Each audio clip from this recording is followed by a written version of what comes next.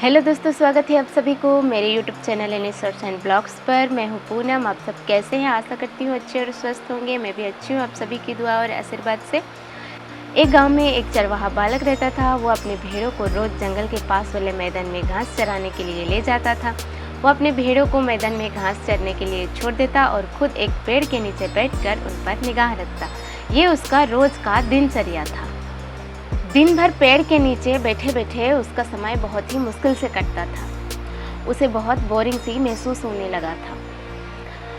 वो सोचता कि काश मेरे जीवन में भी कुछ मज़ा और रोमांच आ जाए। तो एक दिन की बात है, चरवाहा बालक अपने भेड़ों को चराते चराते उसके दिमाग में एक मजाक सूझा और वो जोर जोर से चिल्लाने लगा कि भेड़िया आया, भेड़िया आया। वहीं पर कुछ दूर खेतों में कुछ किसान काम कर रहे थे। चरवाहा बालक का आवाज़ सुनकर उसके सहायता के लिए अपना काम धंधा छोड़ के उसके पास दौड़े चले आए। और जब वे वहां पहुंचे तो बालक उन्हें देखकर ठहाके मारकर हंसने लगा। किसानों को बहुत गुस्सा आया। उसे डांटा और चेतावनी देते हुए कहा कि आज के बाद ऐसा मजाक कभी मत करना। और वो अपने अपने खेतों में वापस चले गए।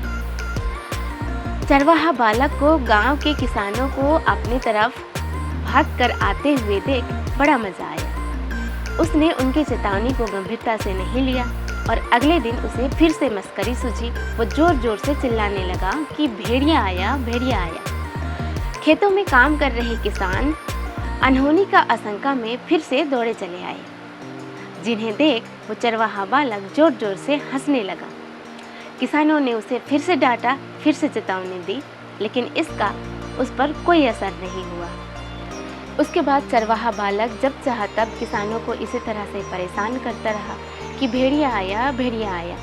किसानों ने भी बच्चे के साथ कुछ अनहोनी ना हो जाए ये सोचकर वो भी आते रहे, लेकिन वे उसकी इस शरारत से परेशान हो चुके थे। एक दिन की बात है, चरवाहा बालक एक पेड़ के नीचे बैठकर बांसुरी बजा रहा था। तभी वहाँ एक सचमुच भेड़िया आया।